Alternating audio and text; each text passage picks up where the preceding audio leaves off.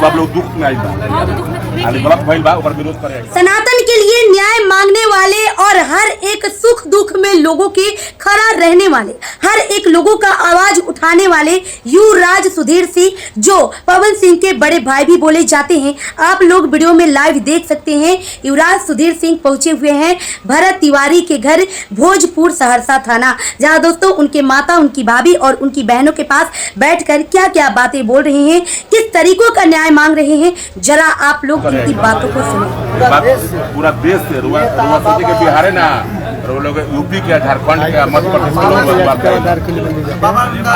आप लोग तो यूपी बिहार के, यूपी झारखंड के ना हो, लेकिन बिहार और बिहार के अब बगले का छापरा के हमने के पुलवा 18 किलोमीटर टॉप जल से आज जतना लेके पुलवा टाप हमने छापरा हमारे मसरा छपरा में रहता भैया, छपरा में हुआ रहता पुलिस लाइन वही जब म्यूनसिपैलिटी चौक से पुलिस लाइन में रहल